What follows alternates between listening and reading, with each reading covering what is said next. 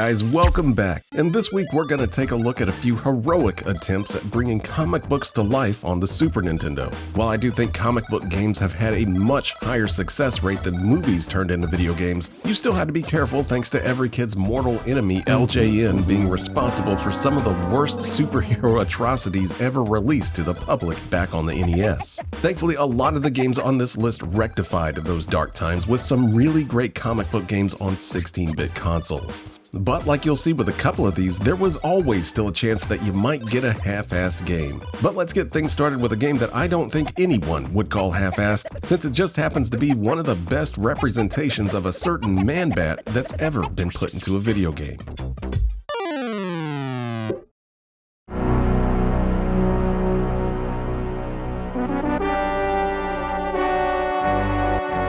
The Adventures of Batman and Robin on the Super NES is exactly what fans wanted out of a game based on the show. There was a time in the early 90s when I was obsessed with the Batman the Animated Series. It was dark, stylish, and so far ahead of its time that I can't believe it even got made. It's still one of my all-time favorite shows, and something that totally holds up even to this day. So when Konami finally got the chance to turn the animated series into a game, I was stalking my video store for a copy. And when it finally hit, what I ended up with was a game that emulates the show so well that it just kind of feels like you're playing an episode of it at times. Probably the first thing that you're going to notice about the game is just how well Konami completely nailed the look of the animated series. Now, for those of you that didn't know, the animated series actually painted all of their backgrounds on black paper, which is why just about every scene in the show looks like it's draped in shadow. And Konami has replicated that look perfectly here, with every level giving off that signature animated series look. Like the creepy amusement park that has Gotham screaming by in the background, or chasing Catwoman across rooftops while floodlights illuminate the buildings. It's absolutely what you want if you're a fan of the show. And besides the backgrounds, you can already see that the characters look like they jumped right out of the cartoon, with Batman in particular being one of the best animated sprites in any game on that system. His fluid movements looks like something that we wouldn't get until more powerful systems showed up, and it was jaw-dropping the first time I loaded this game up. And even the rest of the characters in the game are really well animated, especially Catwoman. She just looks incredible in particular. But besides how it looks, Batman and Robin does exactly what it needs to with the gameplay as well. The easy answer to turning Batman into a video game is the stuff that we've already had, like the excellent but hard-as-nails Batman games on the NES, or even the more recent Batman Returns that Konami also developed, but went with a more standard beat-em-up formula for that one. Those are two great examples of how to make a great Batman game. But you know what? Neither of them really captured the essence of Batman, like how he's more of a detective than a face-shattering action hero. Well, Batman the Animated Series gets that right. Yes, of course, Batman does mainly run around and punch guys in the face in this game, but there's large chunks when you're not. Instead, there's stages where you're searching through museums in the dark for hostages, or working your way through a virtual maze trying to figure out riddles. It really feels like more of what Batman would do in an episode of the show. And it also helps that each stage is presented as a full episode with title screen and all. Of course, you can't be Batman without his gear, and this game gives you plenty of toys to play with, like batarangs that you need to use to stun enemies, your grapple hook to swing across gaps with, and other more specific equipment, some of which you need to learn where it's best to use them. Like how the flashlight is great for finding traps and bombs on the floor in the dark, and your X-ray glasses can be used to find hidden passages in Riddler's stage. Unfortunately, it's not all perfect though. For one, I've just never been the biggest fan of how Batman himself feels in this game. Yes, he's really well animated, but he kind of feels slippery at times.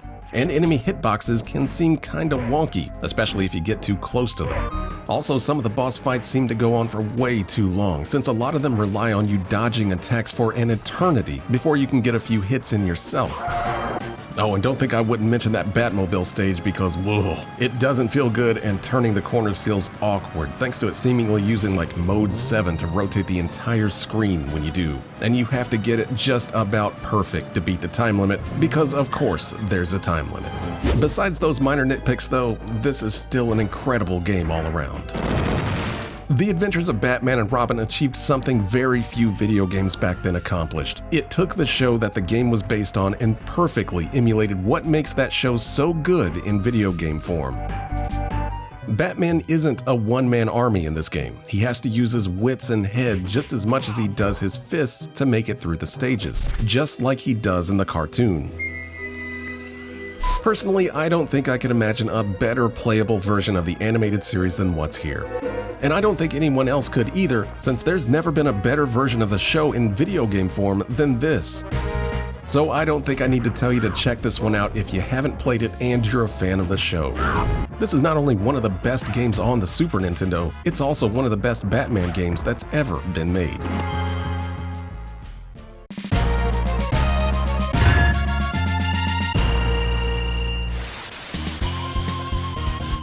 X-Men Mutant Apacolypse is the X-Men game us kids on the Super Nintendo waited very patiently for.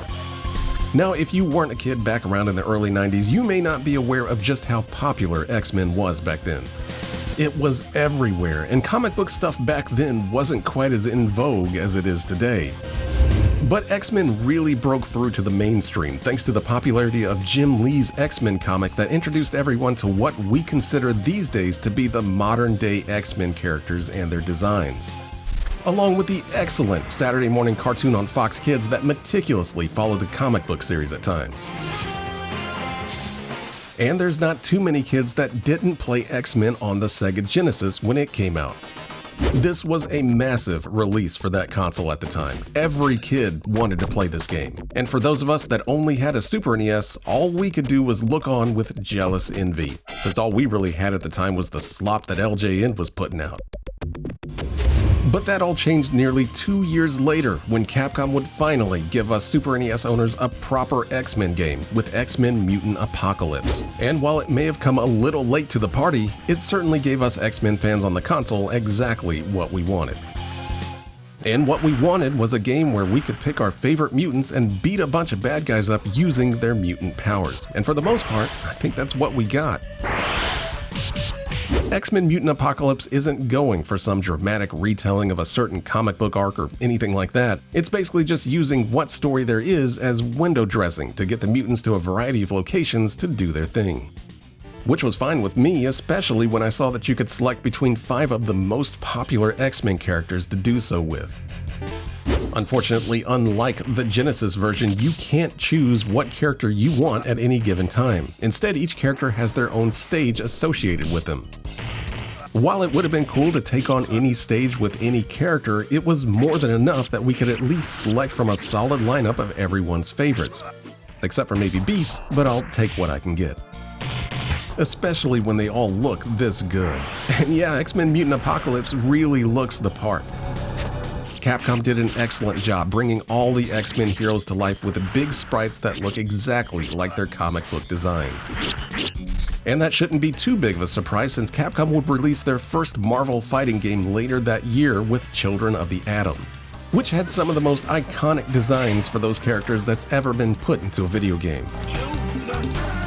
X-Men Mutant Apacolypse unfortunately doesn't feature those exact designs though, but you can definitely see a lot of similarities.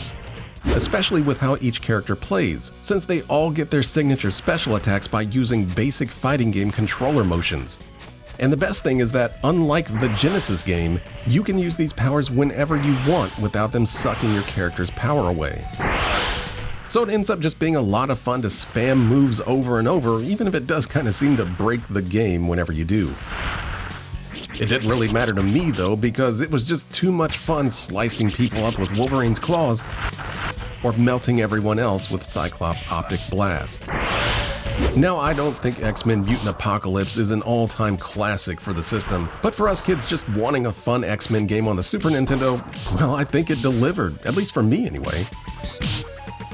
It's not very long and it can be on the easy side, but it checked all the other boxes for what I wanted from an X-Men game.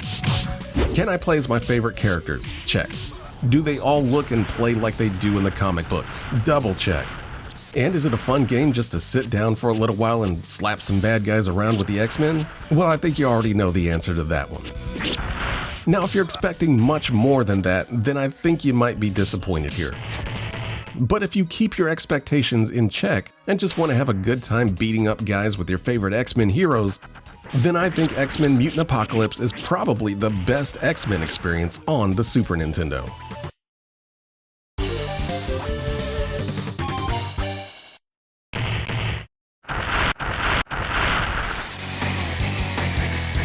Spderman Maximum Carnage for the Super NES may be one of the best games at the time at feeling like it stepped right out of a comic book. And I'll be honest here, I did not play this one as a kid. For one, it has that LJN logo sitting right there, and I've just never had a good experience with any of their games on the NES. And two, the back of the box shows that this is a single player only game, which just seemed like a bad time all around. So yeah, I passed this one up several times, even if it did have that super sweet red cartridge. But when I did finally play it years later, I was actually kind of surprised. The game always seemed to have its fans, and I can kind of see why now. One area where I think Maximum Carnage really excels as a superhero game is really going the extra mile and trying to integrate the actual comic book storyline into the game. Not only do you get an exhaustive amount of comic book cutscenes retelling the Maximum Carnage storyline from the comics, but you also get a lot of in-game story events too. Things will just happen out of nowhere during a level to progress the plot. Like Spidey losing a fight when he gets beat in the actual comic book, and then having the hero suddenly jump in to rescue you. They even take into account where Spidey and Venom would be in the story at the time when you'd pick them. Like the first time you can choose your character, Peter's still in New York while Eddie's out in San Francisco. And if you choose Eddie, then you actually play a stage in San Francisco. Now, admittedly, the only way that you can tell it's supposed to be San Francisco is from a slight incline in the street, but it's still a really neat touch that they actually went that far. I also really like how the game looks. The screenshots that I saw back in the day didn't really translate to how good the game looks when you're playing it. The developers really tried to keep the comic book vibe going with the graphics here, with a lot of the game looking like it was hand-drawn, like how the city streets here look like they've been shaded with a pen. It was a style that was rarely seen in games back then, and it looks pretty good here. Also, the characters themselves really stand out on top of it with their vibrant and exaggerated look. Honestly, this is a game that has grown on me visually over the years, and overall I think it's a neat looking game most of the time. But while Spderman Maximum Carnage does a lot right in the presentation and story aspects of the game, the gameplay unfortunately makes a lot of bad beat-em-up decisions. And yes, if you couldn't tell, this is a beat-em-up, but controlling Spidey and Venom does feel good, and the action moves along at a decently fast pace. But there's a lot of little things that kind of makes it feel sloppy. First and foremost is the repetition. Beat-em-ups live and die by how fast they start to feel tedious, and Maximum Carnage gets old pretty quick.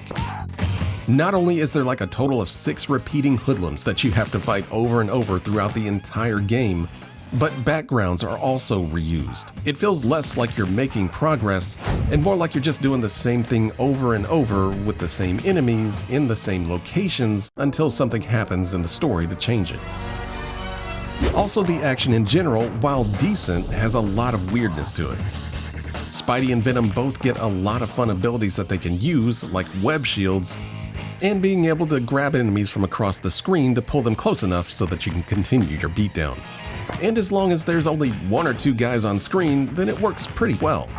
But this game loves to put multiple, very aggressive enemies around you all the time, and they can and will get cheap hits in while you're in the middle of dishing out a combo to someone else.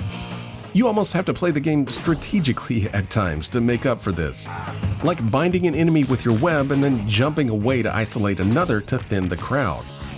And while that would be fun in a better game, it feels more like you're trying to cheese the AI when you're doing it here. But overall, I think Spderman Maximum Carnage is a lot better than a lot of people give it credit for. It's not the best beat-em-up on the system by far, but it's got a lot of personality to it. Plus, its dedication to retelling an entire comic book story arc is actually really impressive. It's just a little rough around the edges and a bit too repetitive for a game like this. Also, not being 2-player co-op really hurts a game like this, unless you're just a really good game, and Maximum Carnage is not that good of a game. But I do think it's a really good comic book game, one of the few that genuinely wears its appreciation for the comics on its sleeve, and that does go a long way for me. So if you've never played it, either due to hearing that it's not that great or just seeing that big LJN logo on the front of the box, then try it out. It's definitely one of the more unique attempts at bringing a comic book to life on the Super Nintendo.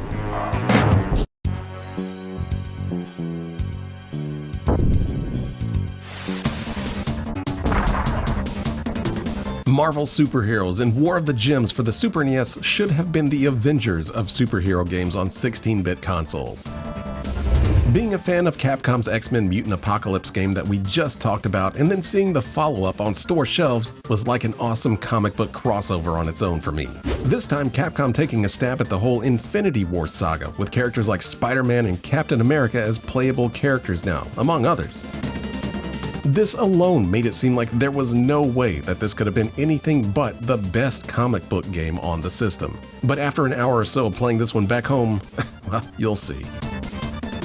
First impressions are good here. There's an attempt at retelling the Infinity Stone saga, with your mission being to go to the various locations to fight a boss who's holding on to one of those oh-so-shiny stones.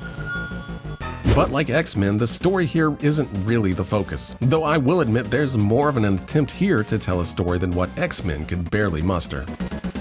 Unlike X-Men though, you can actually choose your stage from a map, and also pick whichever character you want to try and beat that level with. And that's exactly what I wanted with Mutant Apacolypse, since each character isn't locked to a particular stage now. Instead, you're free to experiment with whatever character you think would work best for that level. And there can even be multiple paths through a level depending on which character you pick, but more on that in a minute.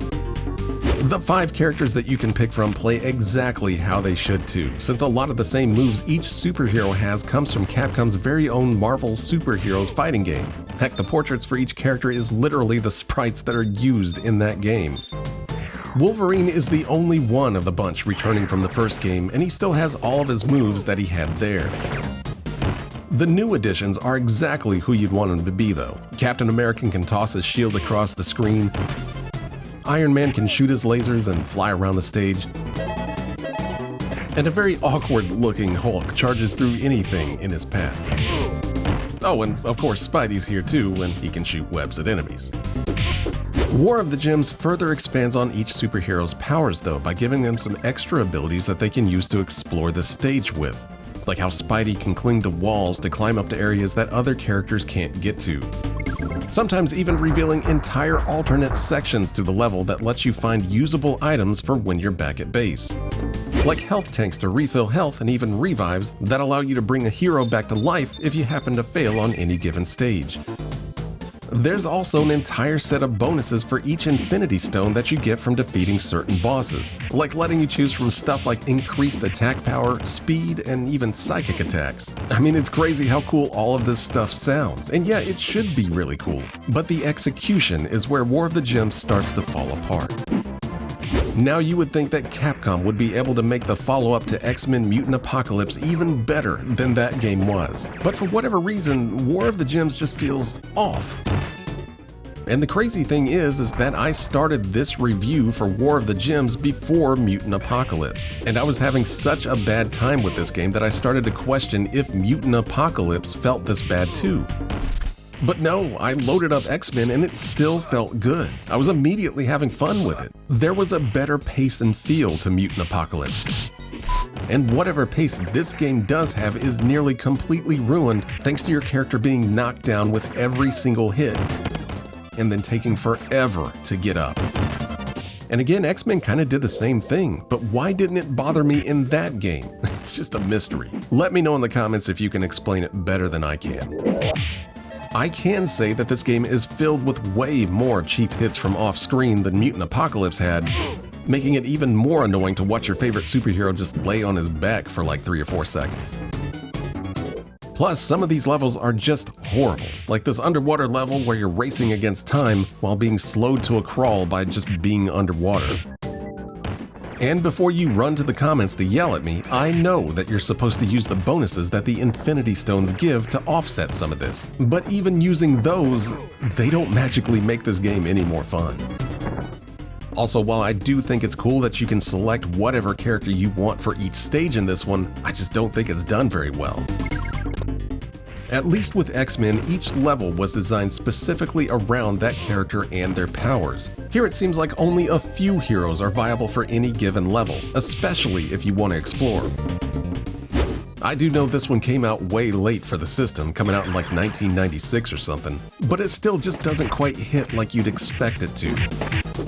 The new superheroes and their expanded movesets are nice additions, but besides that, Capcom just seems like they kind of face-planted with this one. While a Marvel beat-em-up from Capcom based on the Infinity Gauntlet saga seemed like a match made in comic book heaven, sadly this is one that I wouldn't cry over if Thanos snapped it out of existence. I'd say just play Mutant Apacolypse if you want a good Marvel beat-em-up on the Super Nintendo.